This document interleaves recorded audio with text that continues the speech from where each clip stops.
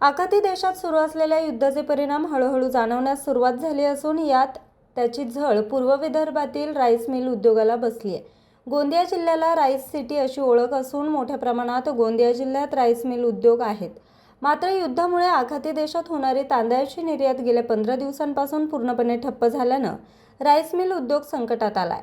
तर बाजारपेठेत तांदळाचे दर कोसळल्यानं खरेदीदार नसल्यानं व्यापाऱ्यांचं सुद्धा मोठ्या प्रमाणात नुकसान झालंय. राईस मिल उद्योगामध्ये काम करणाऱ्या अनेक कुटुंबियांचा उदरनिर्वाहाचा प्रश्न निर्माण झालाय.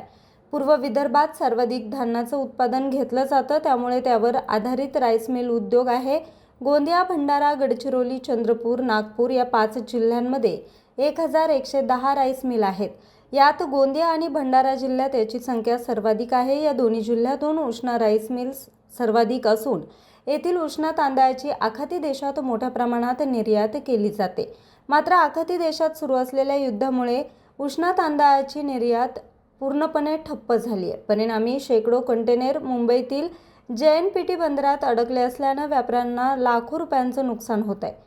दक्षिण आफ्रिका, इराण, इस्रायल, कतार, सौदी अरब याच देशांमध्ये तांदळाची सर्वाधिक मागणी आहे. मात्र 15 ते 16 दिवसांपासून युद्ध सुरू असल्यानं तांदळाची निर्यात पूर्णपणे थांबली आहे. जो युद्ध चल रहा है उसका बहुत बड़ा परिणाम हमारे राइस मिलर्स पे पड़ रहा है, कारण कि जो मिलर भाई एक्सपोर्ट करते हैं वह अभी इजराइल, यूके, इराक जो युद्ध चल रहा है उसका बहुत बड़ा बुरा परिणाम हमारे मिलर्स पर पड़ा है।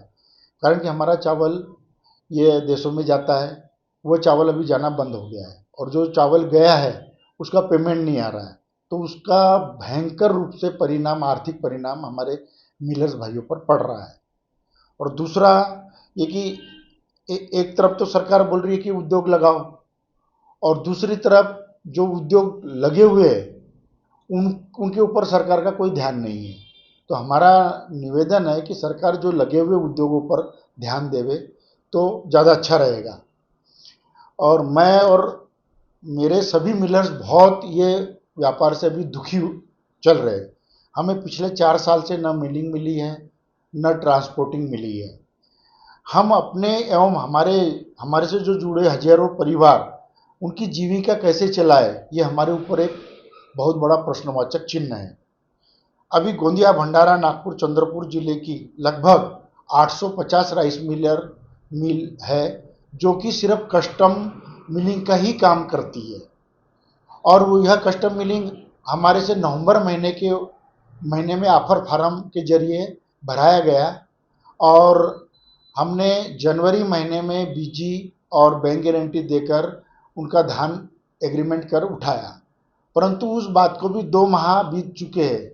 वह अभी तक न तो हमारे से चावल ले रहे, क्योंकि चावल लेने का काम सरकार करती है, न हमारे से चावल ले रहे, और चावल 14 दिन के अंदर हमें गवर्नमेंट को दिया जाता है, नहीं तो हमें बहुत भारी भरकम पेनल्टी ली जाती है हमसे।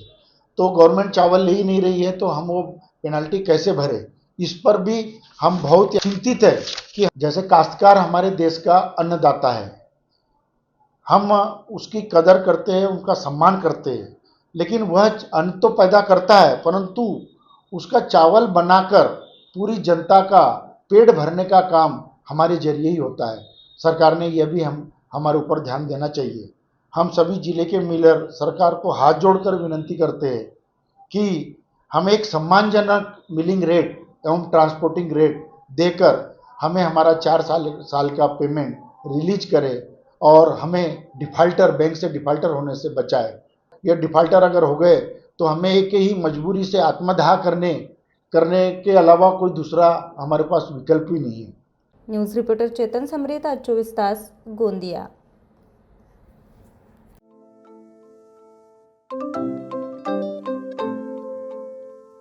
नवनवीन आणि ताज्या घडामोडींसाठी आज 24 तास सबस्क्राईब करा. त्याचबरोबर बेल आयकॉनवर क्लिक करा आणि मिळवा आमच्या बातम्यांच्या नोटिफिकेशन्स. तसेच आज 24 तासची प्रत्येक बातमी आपल्याला कशी वाटली हे कळवा. लाईक करून, कमेंट करून आणि आमच्या बातम्या शेअर सुद्धा करा.